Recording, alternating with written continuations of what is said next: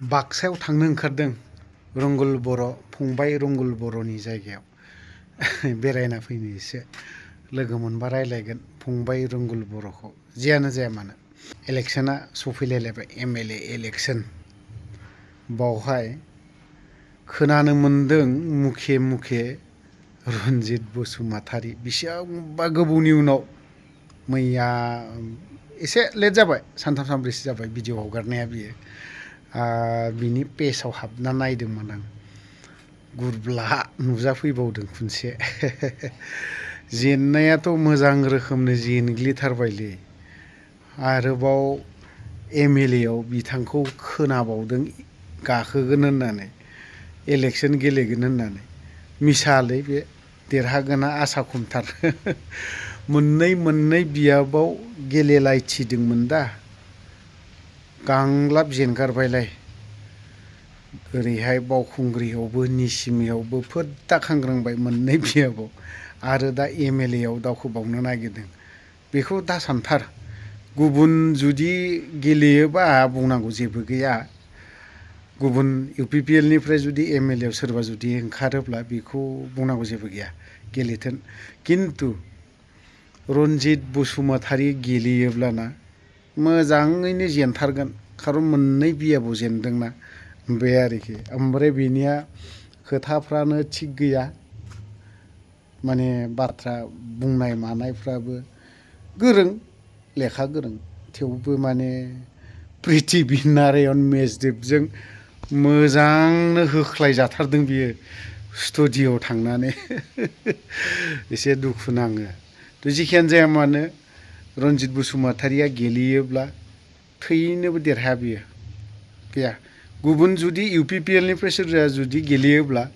एखौबा हले आं बुंनो रोंला देरहानोबो हागौ बा जेननोबो हागौ नङा होनबा बेवहाय आंहा बुंनांगौ जेबो गैया किन्तु रन्जित बसुमतारीया जुदि गेलेमारदोंबा है बे देरहायालै मान सनमाननि खोथा दङ सेस जागोन बे फोद्दागोन बे गोग्लैगोन जेनगोन फोद्दागोन माने जेनगोन बे आरोखि एसे मालायखौ बियो आवगोलो काउन्सिल इलेक्शन समाव बुंलायथिदोंमोन दा जों इउपिपिएलआ देरहायोब्ला आंनि गारियाव बारसोमना थैनांगौ आरो जुदि जों जेनोब्ला बा इउपिपिएलआ जेनोब्ला बा आं रन्जित बसुमतारीया जेनोब्ला हाग्रामानि गारियाव बारसोमगोन पलिटिकेल डाइलगफोरखौ बिराद इन्टारेस्ट नाङो माब्लाबा खोनासंनानै जेखियानो जाया मानो रन्जित बसुमतारीनि माखासे खोथाफोरखौ एसे खोनासंनि इन्टारेस्ट नाङो मालाबा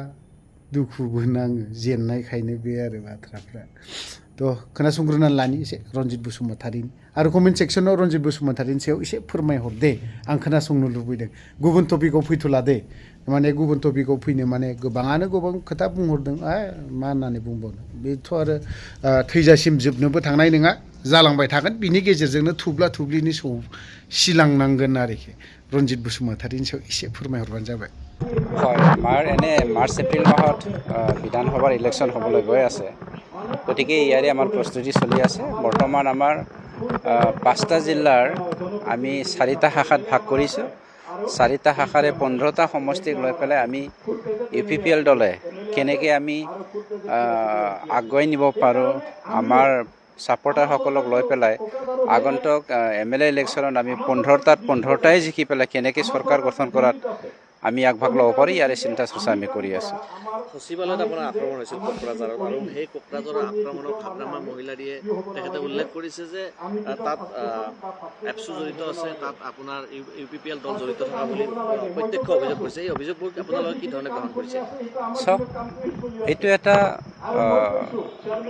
চৰকাৰৰ ভেকু ভাওনা হয় চৰকাৰে যে আমাৰ অসমৰ মানুহক ট্ৰাইবেল অনাট্ৰাইবেল বিভাজনমুখী এটা চিন্তাধাৰাৰে আগুৱাই নি পেলাই তেওঁলোকে আকৌ এবাৰ প্ৰৰচনা কৰিব বিচাৰিছে জনসাধাৰণক অসমৰ জনসাধাৰণক এই কথাটো স্পষ্ট হৈ পৰিছে যাৰ ফলত আজি বড়ো সমাজৰ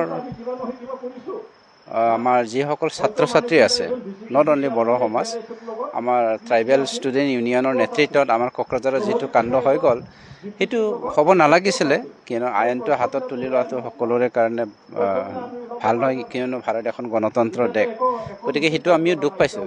কিন্তু হাগ্ৰামা ডাঙৰে যিটো মূৰ্খামিৰ দৰে এটা কথা ক'লে, মানে ইয়াত মানে আমাৰ UPPL আৰু এপছুৰ প্ৰৰোচনাত সেই কাৰ্যটো হ'ল বুলি এটা কথা স্পষ্ট, আজি হাগ্ৰামা মহিলাৰ এক বড়ো জাতিয়ে জাতিদ্ৰোহী হিচাপে ঘোষণা কৰিবলৈ গৈ আছে। গতিকে হাগ্ৰামাৰ এগেইনষ্টত ছাত্ৰ ছাত্ৰীয়ে নতুন প্ৰজন্মই মাত মাতাটো কি কাৰণত মাতিছে আমি সকলোৱে জানো, আৰু আমাতকৈ আপোনালোকে সাংবাদিক বন্ধুসকলে বেছি ভালকৈ জানে।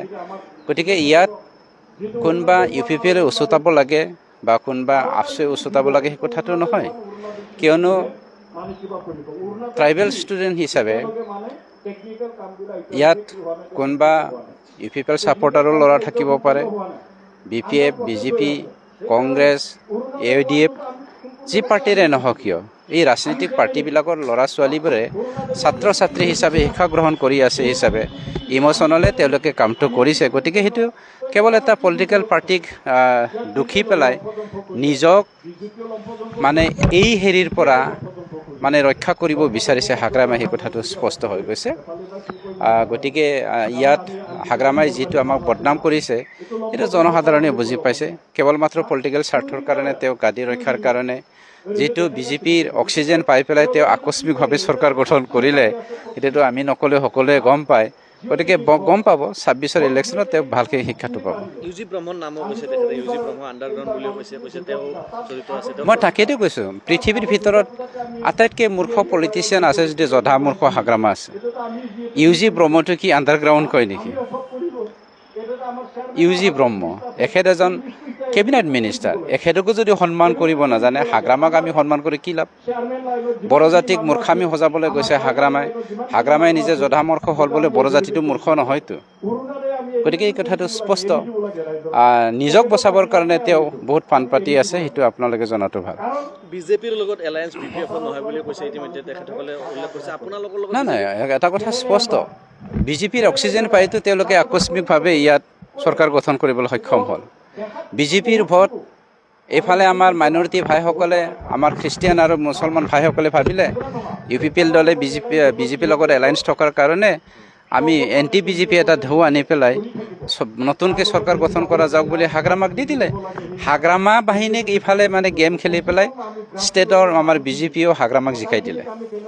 এই কথাটোতো সকলোৱে জানে। আমি জাষ্ট মানে মনে মনে আছোঁ কেইদিনমান, কি গেম খেলে কোনে কি কৰি আছে সেইটো অবজাৰ্ভ কৰি আছিলোঁ। BJPৰ লগত আপোনালোকৰ এলায়েন্স থাকিব নে নাথাকিব? সময়ে ক'ব। আজিলৈকে যিটো গেম খেলি আছে উই আৰ নট ছেটিছফাইড। কাৰ লগত? BJPৰ লগত আমি ছেটিছফাইড নহয়। 26ত আপোনালোকৰ দেখা যাওক, সেইটো সময় আছে। BJPৰ তৰফৰ জানুৱাৰী ডিচেম্বৰ মাহখিনিতো আৰু আছে নহয়। আজি কেইদিন 9 তাৰিখে কৈছে, যাবলৈ দিয়কচোন, জানুৱাৰী আহিবলৈ দিয়ক, নতুন বছৰৰ নতুন চিন্তাধাৰাৰে আগবাঢ়ি যাম।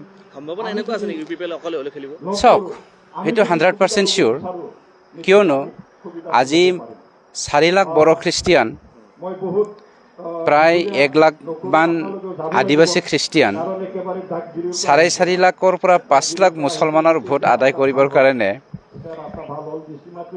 হাগ্ৰামাই কৈ আছে আমি ইণ্ডিয়াৰ অংগীকাৰ, ৰিহন ডিমাৰীয়ে কৈ আছে আমি অকলে খেলিম।